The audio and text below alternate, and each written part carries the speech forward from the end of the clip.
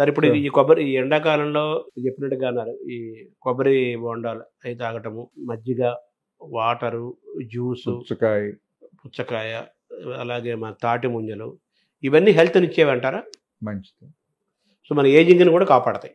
అంటే in general అది ఒకరోజు ఒక గంట చేస్తే కాదండి. ఇన్ జనరల్ మన బాడీ మొదటి నుంచి గనక మనం అదే కార్యక్రమంలో గనక ఉంటే కొంత లివరేజ్ ఇస్తుంది. సో, మీరు బేసిక్‌గా ఎస్థెటిక్ సర్జన్ కాబట్టి సర్జరీ గురించి మాట్లాడుకుందాం. ఈలోపు మామూలుగా మీరు వ్యాయామం గురించి మంచి వ్యాయామం, ఆహారము, ఆలోచన విధానం గురించి మీరు తీసుకొచ్చారు. మనిషి అందంగా, యవ్వనంగా కనిపించడానికి.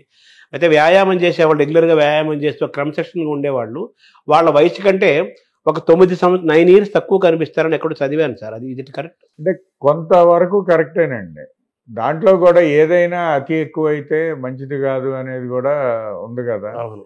సో ఫర్ ఎగ్జాంపుల్ బాగా ఎక్కువ ఎక్సర్సైజ్ చేసి జిమ్ముల్లోనూ వీటిల్లోనూ వెయిట్ లిఫ్ట్ చేసే వాళ్ళ మొహం కనుక చూస్తే మీరు వాళ్ళకి ఎక్కువ ముడతలు ఉంటాయి మొహం మీద.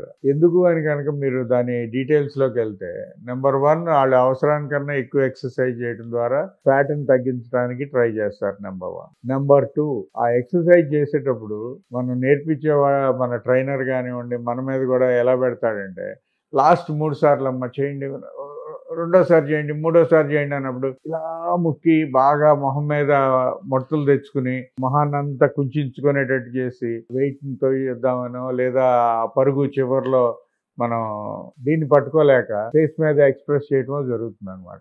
అలాంటివి చేయటం ద్వారా మీకు ఫేస్ మీద ముడతలు ఎక్కువ అవుతాయి. అందుకని మీరు ఏ ఒక్కటి అంటే ఏదైనా సరే ప్రతి దానికి ఒక లిమిటేషన్ అనేది ఉంది. అతిగా వెళ్ళకూడదు, ఏదైనా అతిగా చేయకూడదు, అతిగా నిద్రపోకూడదు, అందుకని అతిగా మేల్కొని ఉండకూడదు, అతిగా వ్యాయామం చేయకూడదు, అతిగా తినకూడదు, అతిగా తినకూడదు, అందుకని తినకుండా ఉండకూడదు, అతిగా వ్యాయామం చేయకూడదు, అందుకని అసలు ఏమీ చేయకుండా ఉండకూడదు. ఏదైనా కానీ అన్నీ చేయాలి, అన్నీ అనుభవించాలి, మితంగా ఉండాలి. తర్వాత యూజువల్గా ఎక్సర్సైజ్ చేసేటప్పుడు కూడా నేను చాలా మంది సెలబ్రిటీస్ చెప్తుంటాను, మీరు ఎక్సర్సైజ్ చేసేటప్పుడు don't try to bring your exercise on to your face. అన్ఫార్చునేట్గా మనకి ఏంటంటే కొన్ని యూట్యూబ్ ఛానల్స్ వీటిలో చూస్తే ఏదో ఫేషియల్ యోగా అంటారు. సో ఫేస్ని కదిలితే ఫేస్ యంగ్గా అయిపోతుంది. అవన్నీ సైంటిఫిక్ నాలెడ్జ్ ప్రకారం అయితే బోగస్.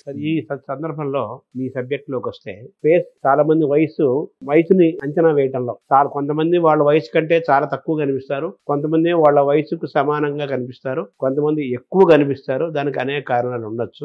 ఇందులో జుట్టు లేకపోవటం కానీ, ఎక్కువ లావుగా ఉండటం కానీ, తర్వాత ఈ డబల్ చిన్ ఉండటం కానీ, ఇలాంటి కారణాల వల్ల కొంతమందిని మనం ఏజ్ని కరెక్ట్గా అంచనా వేయలేకపోతాం. ఇందులో భాగంగా సరే మీరు మీ సర్జరీలో హెయిర్ చేస్తారు, అలాగే ఈ ఫేస్ అప్లిఫ్టింగ్ అనేది అంటారు కదా, దీన్ని ఎలా చూడాలి సార్? ఫేస్ లిఫ్ట్ అనే దానికండి మామూలుగా మా స్పెషాలిటీలు అయితే కనుక మేము చేసేది అయితే సర్జికల్ ఫేస్ లిఫ్ట్ అంటాం. సర్జికల్ ఫేస్ లిఫ్ట్ అంటే దానికి ఒక కోత పెడతం ద్వారా ఈ చెవి దగ్గర కోత పెట్టి దాన్ని ఫేస్ భాగాల్లోకి వెళ్ళి వాటిని కొంచెం టైట్గా లాగి కుట్టి ఆ ఎక్సెస్గా లూజ్గా ఉన్న చర్మాన్ని తీసేయటం. ఇది బేసిక్.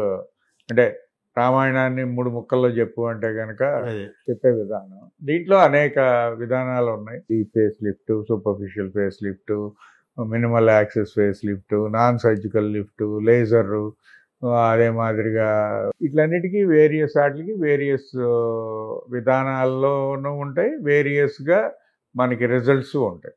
అన్నీ ఒకే రిజల్ట్ గా ఉండాలని లేదు. ఏది best sir? The best suggestible medical best అంటే పేషెంట్ని చూసి వాళ్ళ మీద మనం డెసిషన్ చెప్పాలి. కానీ అంటే ఒక మందు అందరికీ మంచిది అని చెప్పలేం. అంటే వాడి హెల్త్ కండిషన్, బాడీ కాన్స్టిట్యూషన్ బట్టి. అంటే మీరు అడిగిన ప్రశ్నకు ఊరికే మామూలుగా దేవుడు ఎవరి ప్రశ్నాపత్రం వాళ్ళకి ఇస్తాడు, కానీ మనం పక్క వాళ్ళని కాపీ కొడదాం అనుకుంటాం. అంటే నా పక్క ఇంటాడికి ఆ కారు ఉంది, నా పక్క ఇంటాడికి ఇది ఇంత గొప్పగా ఉన్నాడు అనే దీంతో. సో ఆ ప్రశ్నలు నాకు రావు అనమాట. అందుకని నేను క్వాలిఫై కాను. అందుకని నా ప్రశ్నలు చూసుకుని నేను ఆన్సర్ చెప్పాలి అంతే. సో అదే మాదిరిగా అట్లా పేషెంట్ని చూసి ఆ పేషెంట్కి ఏది కరెక్ట్గా ఉంటుంది అనేది మనం నిర్ధారించి చెప్పాలి. కానీ ఒక సర్జరీనే అందరిలోనూ బ్రహ్మాండంగా ఉంటుందని చెప్పలేము. సో మనిషికి వాళ్ళ బాడీ తత్వాన్ని బట్టి, వాళ్ళ ఆరోగ్య అనారోగ్య పరిస్థితులను బట్టి అవి మార్పులు చేర్పులు చేస్తారు. అంటే ఈ ఫేస్ లిఫ్టింగ్లు ఏమేం జరుగుతాయి సార్? అదేనండి, ఇందాక మీరు అన్నట్టుగా కొంత ఏంటంటే ఇప్పుడు జుట్టు లేదనుకోండి, జుట్టు పెట్టించుకుంటాం. లేదు జుట్టు ఉంది, తెల్లబడింది, దానికి రంగు వేయించుకుంటాం. సో రంగు వేయించుకుంటే కొంచెం యంగ్గా కనపడతాం. అదే రంగు వేయించకపోతే కొంచెం ఏజ్ ఎక్కువగా కనపడే ఛాన్సెస్ ఉంటాయి. కాకపోతే ఇప్పుడు కొన్నిసార్లు salt and pepper finish is also a fashion. Okay, so అందువలన ఆ ఫ్యాషన్ బట్టి కూడా కొన్నిసార్లు అది వాళ్ళు న్యాచురల్గా ఉన్నాం అనిపించి కొంచెం నలుపు కొంచెం తెలుపు ఉంచేసి, అవును, చూడటానికి న్యాచురల్గా కనిపించడం కోసం, న్యాచురల్గా అనిపించడానికి చేస్తుంటారు. ఆ తర్వాత ముఖ్యంగా వచ్చేటప్పటికి మనకి కళ్ళు ఎక్కువ శాతం మన అపేరెన్స్ని కంట్రిబ్యూట్ చేస్తాయి. కళ్ళు ఎందుకంటే మనం ఎవరితో మాట్లాడినప్పుడు ఐ కాంటాక్ట్ అంటాం. అంటే మనం వాళ్ళతో కంట్లో చూసి మాట్లాడాలి, అప్పుడు కరెక్ట్గా మాట్లాడినట్టు. అలా కాకుండా మాట్లాడుతుంటే తలకాయ ఉంచుకుని కింద చూస్తాను మాట్లాడుతుంటే ఎయిదర్ నాకు సెల్ఫ్ ఎస్టీమ్ సరిగ్గా లేదనో, లేదు నాకు నీతో మాట్లాడటం ఇష్టం లేదనో, అనేక మానసిక రకమైన వీటికి చెప్తారు. అందుకని మనం కళ్ళ వెంక చూస్తున్నప్పుడు అవతల మనిషి కళ్ళు ఎలా ఉన్నాయి అనేది డెఫినెట్గా గమనిస్తాం.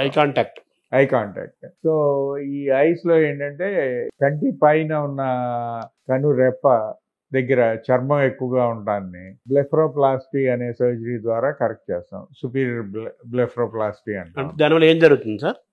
దానివల్ల ఏంటంటే ఇక్కడ ఉన్న ఈ లూజు చర్మం తక్కువగా ఉండి కరెక్ట్గా మనకి ఇక్కడ చర్మం కరెక్ట్గా లూజ్ లేకుండా కరెక్ట్గా కూర్చుంటే మన కళ్ళు కొంచెం విప్పారిన కళ్ళు అంటాం. అంటే కొంతమంది కళ్ళు అట్రాక్టివ్ కళ్ళు ఆర్ ఫోటోజెనిక్ కళ్ళు అని అంటే ఏంటంటే ఆ కంటి చుట్టూ ఉన్న పరిస్థితుల ద్వారా మనం దాన్ని జడ్జ్ చేయగలం అనమాట. సో అలా కళ్ళు కలగడానికి అదే మాదిరిగా కంటి కింద కూడా మన సినిమా వాళ్ళు చాలా మంది క్యారీ బ్యాగ్స్ అని ప్రతి తాగుబోతుకి బ్యాగ్స్ ఉంటాయి అన్నట్టు చూపిస్తుంటారు కదా.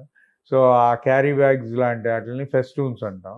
సో ఈ ఫెస్టూన్స్ని కూడా తీయటం అనేది సర్జరీ ద్వారా చేయొచ్చు. తద్వారా కంటి చుట్టూ ఉన్న చర్మభాగాన్ని లూజ్ లేకుండా ఒక స్మూత్ షేప్లో చేసి, అలా కాకుండా కళ్ళ చుట్టూ బాగా గుంటలు పడిపోయిన వాళ్ళలో ఫిల్లర్స్ అని ఇంజెక్షన్స్ ఉన్నాయి.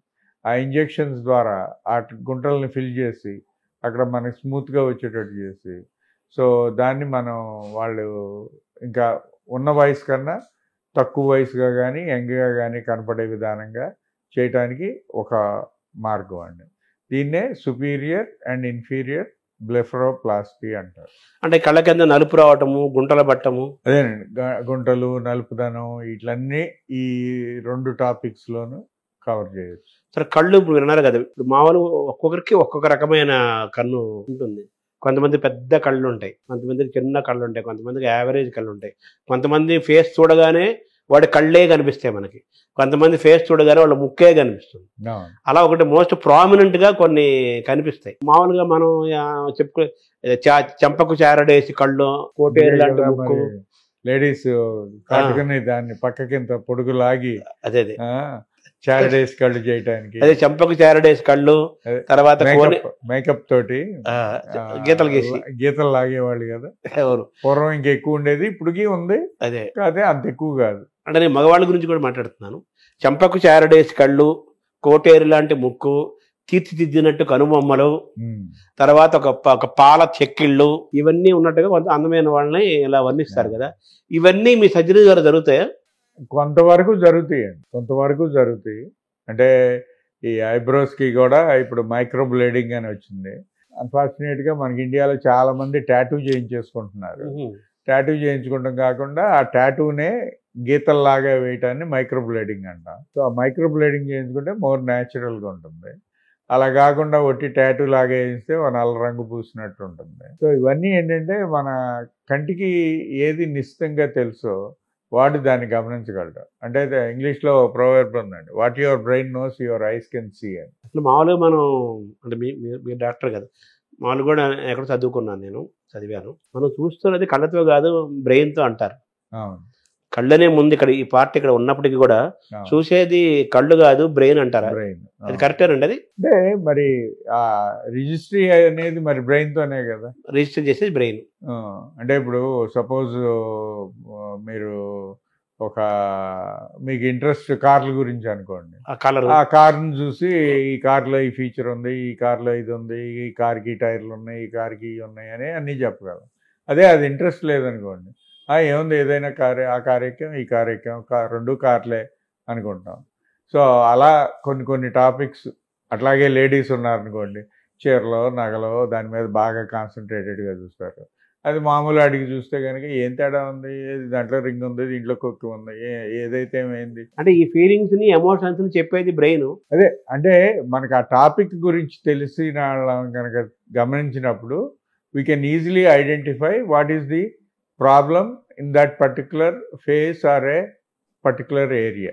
సో అలా బ్రెయిన్ కన్నును గమనించగలదు. ఇప్పుడు మీరు చెప్పినట్టుగా ఐబ్రోస్ ని తీర్చిదిద్దచ్చు, కళ్ళను పెద్దగా చేయొచ్చా?